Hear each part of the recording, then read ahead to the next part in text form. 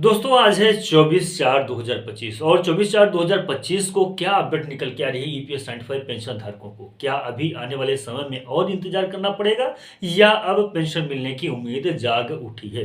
नमस्कार दोस्तों, उम्मीद टेक्निकल यूट्यूब चैनल में आप लोगों का एक बार फिर से स्वागत है।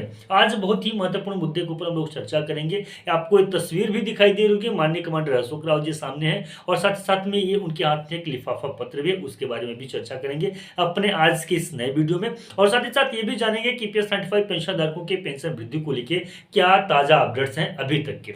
देखिए, सबसे पहले मैं आपको बता दूं कि राष्ट्रीय संघर्ष समिति के सदस्य माननीय कमांडर अशोक राव जी जो राष्ट्रीय अध्यक्ष हैं, वो इस समय गुजरात दौरे पे और गुजरात में उन्होंने ईपीएस 95 पेंशन धारकों के पेंशन वृद्धि से संबंधित 1, 2, 3 बल्कि बड़े बड़े जो तो भाषण दिए। उन भाषण यानी कि लाइव उन्होंने जो अपनी स्पीच दी, उन स्पीच को अगर ध्यान से देखें, सुने और समझे तो ये बात समझ में आती है कि ईपीएस 95 पेंशन धारकों की जो मांगे हैं वो बहुत जल्द मंजूर होने वाली हैं। जल्द का मीन से ये है कि उनको तारीख नहीं पता है, डेट नहीं पता है, लेकिन ये क्लियर है कि ईपीएस 95 पेंशन धारकों की पेंशन में बहुत जल्द वृद्धि होने वाली है। और ये भी बता दूं कि कितनी पेंशन में वृद्धि होने वाली है, तो कहीं ना कहीं ये अपडेट सामने निकल के आ रही है कि 7,500 प्रत्येक पेंशनर्स को पेंशन की राशि मुहैया होगी।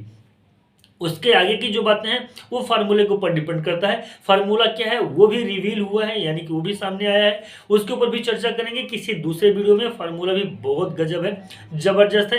किस प्रकार से प्रत्येक पेंशनर्स को पेंशन की राशि मुहैया कराई जाएगी। अगर 7,500 रुपये एक पेंशनर्स को अगर पेंशन की राशि मिलेगी तो आने वाले समय में किस प्रकार से पेंशन इंक्रीज होगा और किसको कितनी पेंशन की राशि मिलेगी, उनके कंट्रीब्यूशन के आधार पर क्या क्या जो तो उसमें चीज़ें समाहित होगी, उन सब के ऊपर फिलहाल अभी चर्चा करते हैं कि बात इस निष्कर्ष पे हम लोग क्यों पहुंचे हैं, किस प्रकार से पहुंचे। अगर इसके ऊपर बात करें, यहाँ पे थोड़ा सा डीप में बात करते हैं, गहराई में बात करते हैं, तो मैं आपको बता दूं कि गुजरात दौरे के इस टाइम पे माननीय कमांडर अशोक राव जी ने एक बहुत ही जबरदस्त भाषण दिया था।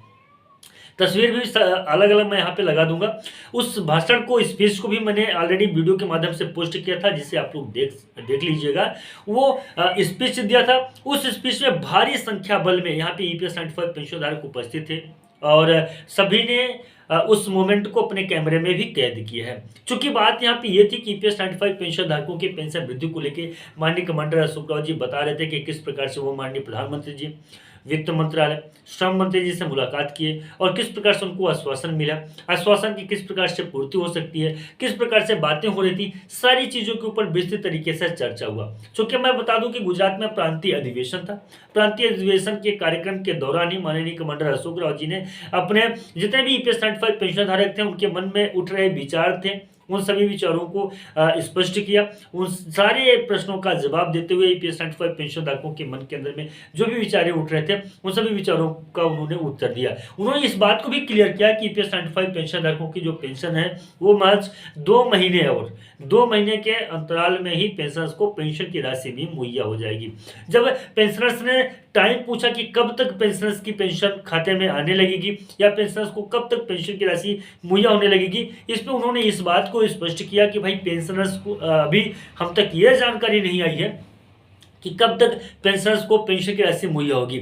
उस सवाल पे उन्होंने ये भी बताया कि देखिए, जब उनकी बातें हुई थी उस टाइम पे ये बात तो क्लियर हो गई थी कि ईपीएस 95 पेंशन धारकों के पेंशन में वृद्धि की जाएगी, लेकिन श्रम मंत्रालय से ये अपडेट सामने निकल के नहीं आई थी, क्योंकि श्रम मंत्रालय के ऊपर भी कोई मंत्रालय है और उस मंत्रालय से भी मतलब कि कुल मिला के है कि हर एक अधिकारी के ऊपर एक बड़ा अधिकारी होता है, वो वहाँ से परमिशन होता है और बहुत सारी चीज़ें होती हैं जो गोपनीय होती हैं सुरक्षा के दृष्टिकोण से भी, और भी बहुत सारी उसमें कारण होते हैं, जिसकी वजह से ये बता पाना थोड़ा सा मुश्किल होगा कि कब तक पेंशनर्स को पेंशन की राशि मुहैया होगी। लेकिन ये तो क्लियर है कि पेंशनर्स को पेंशन की राशि दी जाएगी।